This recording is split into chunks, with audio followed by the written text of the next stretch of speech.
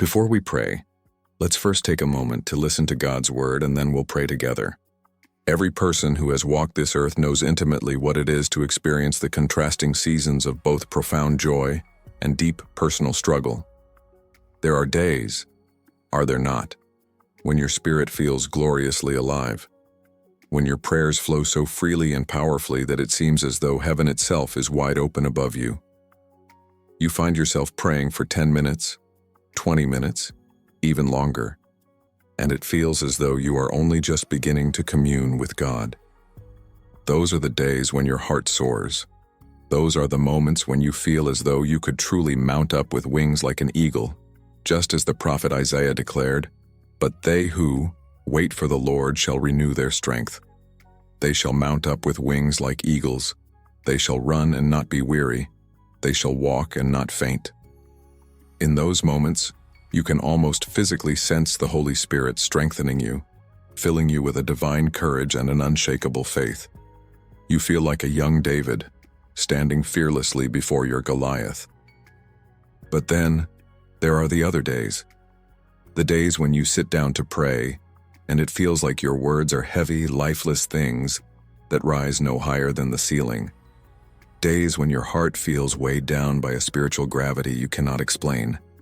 Days when the insidious whisper of guilt suggests that maybe this time, God will not forgive you. That maybe this time, the stains of your past sins are simply too dark to be washed away. You know those days, the ones where temptation feels stronger than your willpower, and a creeping shame tries to convince you that perhaps God is too holy, too pure, to want someone as flawed and broken as you. And it is this stark reality, this ongoing internal battle with sin, that I want to speak about today, because every single one of us faces it. Sin is not something you struggled with once in your past, and then never have to see again. It is persistent. It is cunning. Just when you feel you are finally on the right path, walking in the light, here comes a distraction. Here comes a temptation. Here comes the pull of your old nature, trying to push you off track. Yet, the profound comfort of Scripture is that even the Apostle Paul, one of the greatest and most devoted servants of Christ in all of history, described this very same agonizing struggle. In his letter to the Romans, chapter 7, Paul makes this raw and vulnerable confession.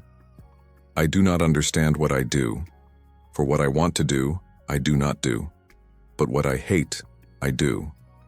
For I have the desire to do what is good, but I cannot carry it out." Pause and think about this for a moment. This is the Apostle Paul, the same man who cast out demons, who laid hands on the sick and saw them recover, who preached the gospel with supernatural power across nations. And yet he openly admitted that he wrestled daily with the relentless power of indwelling sin. That honest confession should serve as a powerful reminder to every one of us that no one is exempt from this struggle. Not you, not me, not even the spiritual giants we look up to in Scripture. Paul had days of incredible spiritual power, but he also had days of profound weakness. He knew what it was to take one step forward in faith and then feel like he had slid 2 steps back. But here is the glorious life-altering hope.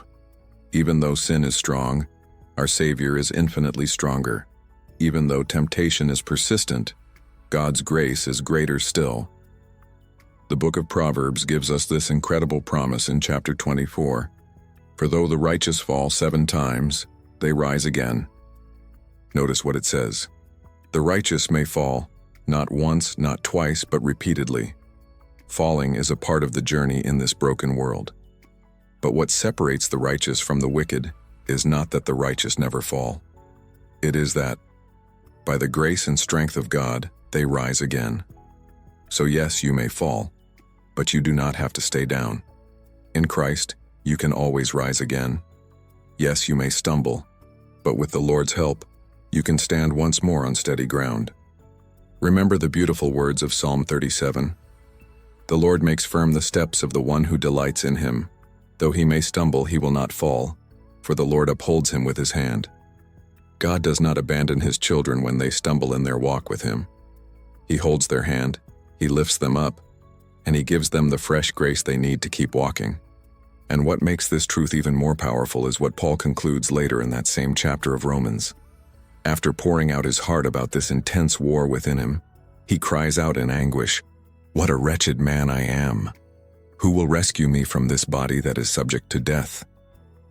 But immediately, in the very next breath, he answers his own question with a triumphant shout, "Thanks be to God, who delivers me through Jesus Christ our Lord." That, beloved, is the gospel. Our deliverance is not found in our own strength, our own willpower, or our own determination. Our deliverance is found in a person, Jesus Christ. The battle with sin is real and it is fierce, but victory is not just possible. It is guaranteed, because Jesus has already overcome. At the cross, he bore the full weight of every sin you would ever commit. Through his precious blood, you are washed, cleansed, and made new. As 1 John 1:9 promises, if we confess our sins, he is faithful and just and will forgive us our sins and purify us from all unrighteousness. That means that no matter how heavy the guilt feels, no matter how many times you have fallen, his complete and total forgiveness is still available to you today. So do not give up. Do not believe the lie of the enemy that says you are beyond redemption. Do not stay trapped in the prison of shame. Rise again, not in your own strength, but in the all-sufficient grace of Jesus. Keep praying even when it feels hard. Keep reading his word even when your heart feels dry. Keep showing up because God is not done with you yet. He is faithful to complete the good work he began in you. Yes, there will be battles. Yes, there will be days of weakness. But in those moments, lean on Christ. Put on the whole armor of God, as described in Ephesians chapter 6, and stand firm. Remember that his grace is sufficient for you, and his power is made perfect in your weakness. Now let's take a moment to pray together. Gracious Lord Jesus, I thank you for being my constant companion. You have been my friend on the good days and my unfailing comforter on the hard days. Thank you for lifting me up every single time I have fallen. It is only by your grace that I have been able to rise again. It is only by your love and your mercy that I have found the strength to stand after my moments of weakness. Truly, there is no one like you. Your word declares in Micah, "Who is a God like you who pardons sin and forgives the transgression of the remnant of his inheritance? You do not stay angry forever but delight to show mercy. Father, who is like you? You have been so kind to forgive my sins, so patient when I deserved judgment, so merciful when I deserved wrath. Thank you for delighting in mercy and not in anger, and for giving me chance after chance to be made new.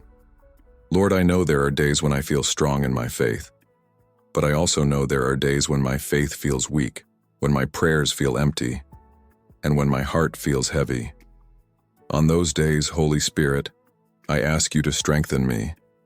Be my comfort and my guide. Help me to fight through my struggles. Remind me of your word. Teach me to cling to your promises when my emotions want to run away.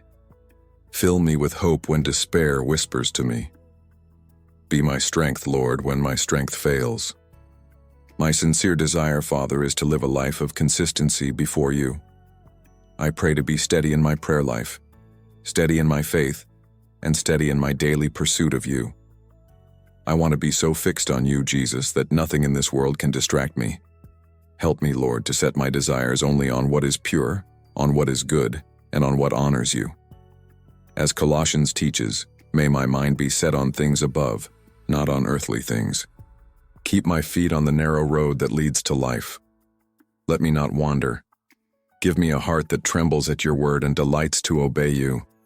Lord, you have given me the freedom to choose, and I choose you. I choose to live under the authority of your word. I choose to walk by faith and not by sight. I choose to live a life led by the fear of the Lord, which is the beginning of wisdom. Teach me to obey you, not out of a sense of religious duty, but out of a heart overflowing with love. Father, I give you praise. You are worthy of all glory. All power in heaven and on earth is in your hands. Great is the Lord and most worthy of praise. His greatness no one can fathom. Receive my worship. Let everything I say and everything I do bring honor to your name. So now, Lord, I surrender. I lay down my life before you. I place my plans, my desires, my fears, and my future into your loving hands. Help me to trust in you with all my heart and lean not on my own understanding. I want my life to tell the world about your goodness. I want my words to carry the fragrance of your love. I want my thoughts to be shaped by your truth. Holy Spirit, give me the grace to persevere, the courage to obey, and the joy to worship you even in the hard times. Thank you, Lord Jesus, for loving me when I am weak, for forgiving me when I fail, and for strengthening me when I stand again. I give you all my thanks and all my praise. In the mighty and precious name of Jesus Christ I pray, amen.